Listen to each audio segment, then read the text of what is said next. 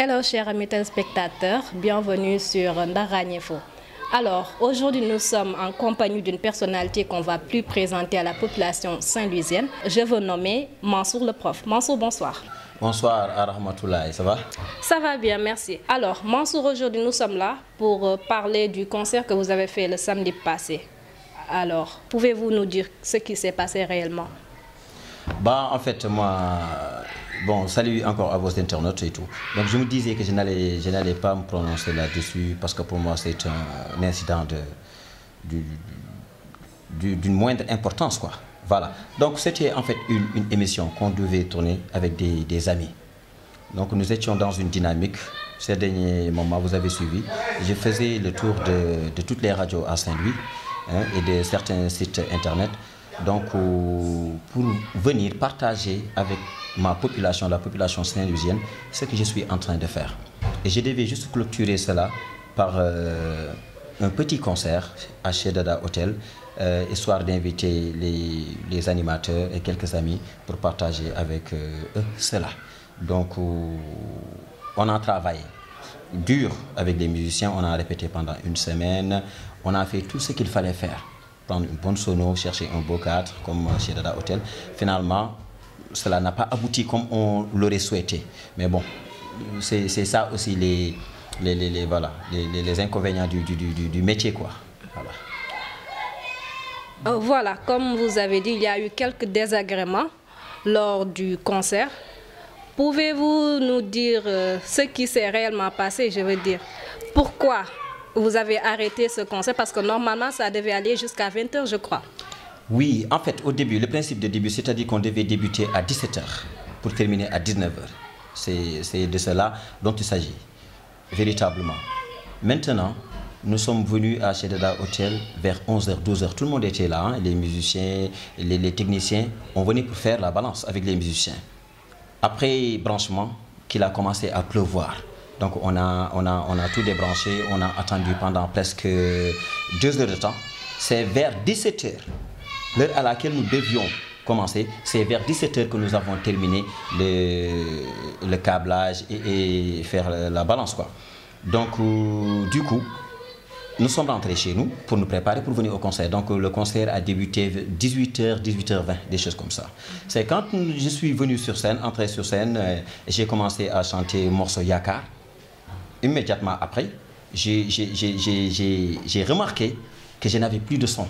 Je ne pouvais plus entendre ma voix, ni les instruments des musiciens. Je suis tourné vers mes musiciens.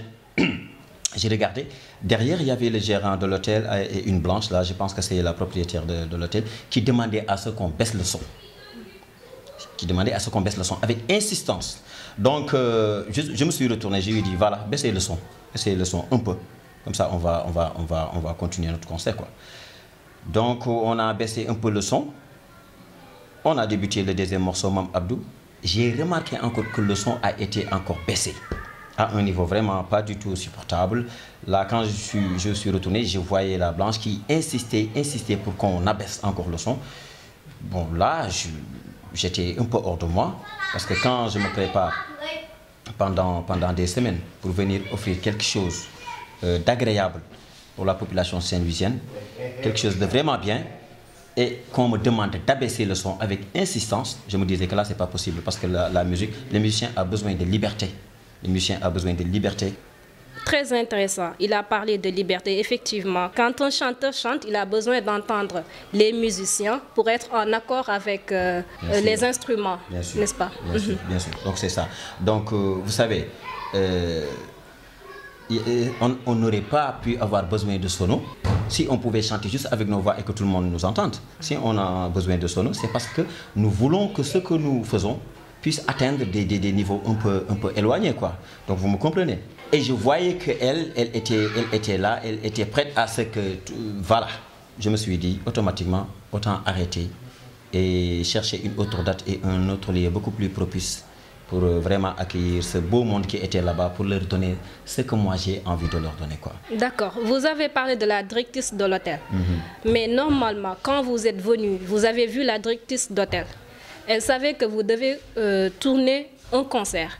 Donc elle devait s'attendre certainement à ce qu'il y ait des bruits. Donc pourquoi venir et vouloir arrêter tout ça comme ça?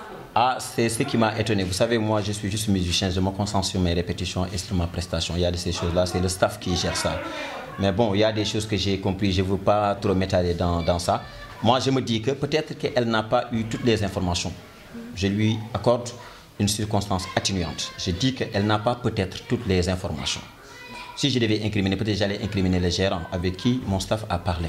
Mais bon, c'est des choses qui arrivent, l'ordre normal des choses. On passe l'éponge et on passe à autre chose. D'accord, merci beaucoup Mansour. Alors, il y a eu des témoins. asalaamaaleykum waa Ndar Raññi Info ñu leen nuyu baax a baax di leen ziar di kontaan di leen dalal fii ci Kër Mansour waaw di sant ñëpp ci vraiment teew bi ñu teewoon ci soirée bi amoon samedi fële ci Cheikh Dada mu nekk soirée boo xamante ni vraiment ni mu commencé woon neex na trop parce que à chaque fois Mansour woo ñu suñu demee lu neex la ñuy jox lu bees la ñuy jox mais keroog nag am na lu musul am loo xamante ni am na fa jour boobu muy genre incident bu amoon ci diggante staff bi ak hôtel bi. Donc ñu koy ñaawlu donc lu ci jugé kenn certainement xëy na malentendu la mais en tout cas ce qui est sûr et certain c'est que Mansour restera toujours le même pour nous dañ koy gën di bëgg di ko gën di déglu saa su nekk te it fépp mu soxla aussi dañuy dem te yaakaar naa mu ngi xool aussi beneen date incha allah ak beneen lieu ñu xool ni ñuy waxtaanee bu daje fa mu bégal ñu comme d'habitude quoi.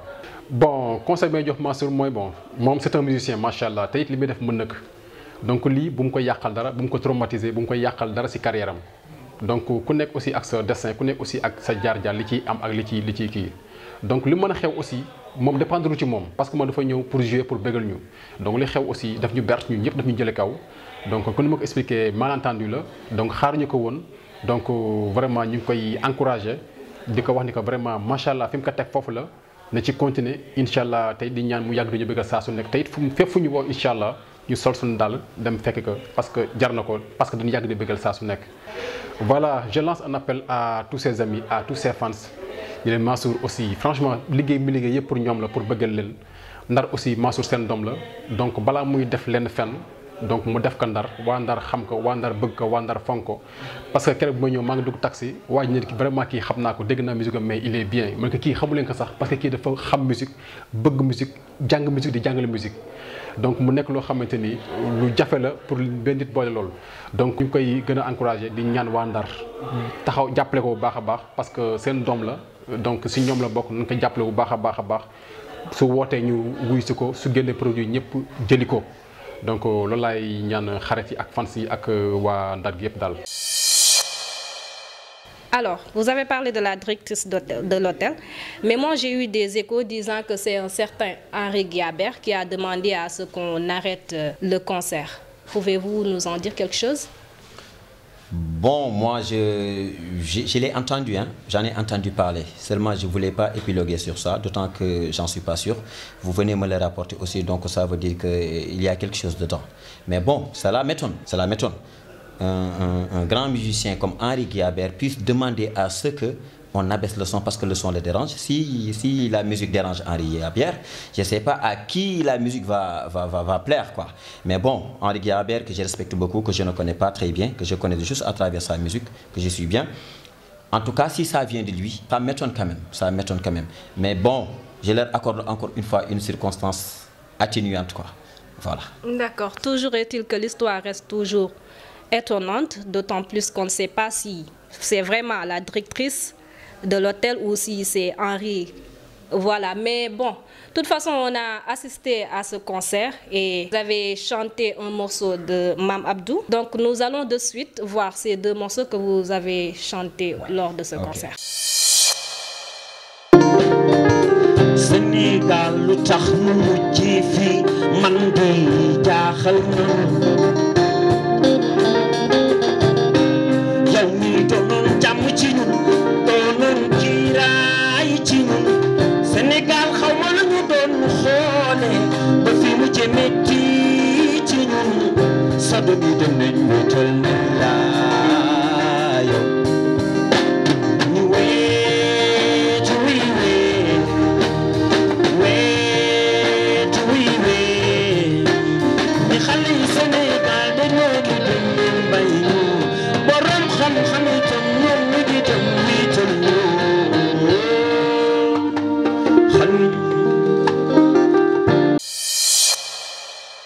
Sénégal di jooy ñu wéet ci Maam Abdou man ni nit ku baax te nii lay mel maam da baax wi tënguñu Sénégal di jooy ñu wéet ci Maam Abdou suuf yee toog aaram ba ngu jaayi faama ndey ji seex la woon jaxanaay la ko deewoon ku ko xamul woon léegi leer na si Malick baax nga bëgg ñëw nga tëral yaatu bëgg ñëw nga xajal woyof bëgg ñëw nga yéenu yewen bëgg ñëw nga tëral ne wuy maama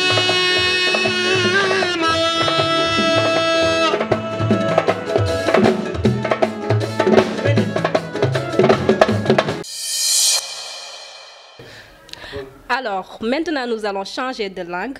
Dañuy dem rek dellu ci suñu olof Njaay. Alors, coach.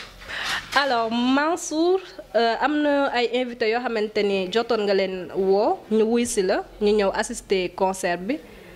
Donc certainement war nga am ay kàddu yoo yëkkati jëmale ko si ñoom. waaw donc comme ni ma ko waxee man concert bi mbégte laa ci jëlee mbégte laa ci jëlee donte ne yeggul fi ma bëggoon mu yegg mbégte laa ci jëlee donc dama ciy profité comme ni ko waxee ci occasion bi remercier les musiciens d'abord ñi nga xam ni dans l'ombre dañu nekkoon ci liggéey bu metti on a sué mais remercier le staff bi nga xam ni guddi ak bëccëg ñi ngi ko doon démarché nekk ci coordination bi des jeunes très compétents mais remercier aussi sama xarit yi mes amis qui se sont déplacés gis naa fa ñoo xam ne man woowuma leen donc c'est les gens qui avaient nit ñi ñoo amoon envie ñëw découvrir ñenn ñi ñëw jàpp def sañse yu rafet yu toog macha allah mais non noonu la ko yàlla bëggee woon donc maa ngi leen di wax ni que je suis vraiment désolé que affaire bi terminé noonu mais maa ngi ci seen kaw dañuy ñëwaat ak bagage yu gën a neex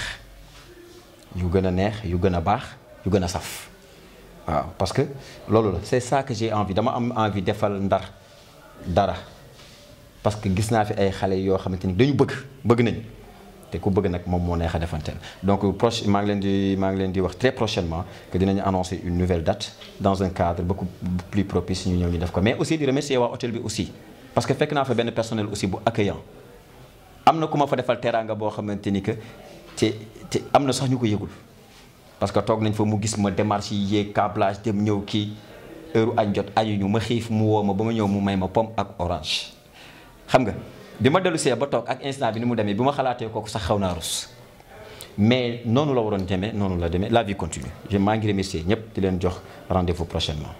ok jërëjëf merci beaucoup Mansour comme ni ngeen ko gisee Mansour di nit ku oyof malgré problème yi fa am yépp moom remercier na hôtel bi remercier na ñi nga xamante ni ñoo ko teewlu vraiment sag la nga woote ñu wuy si la.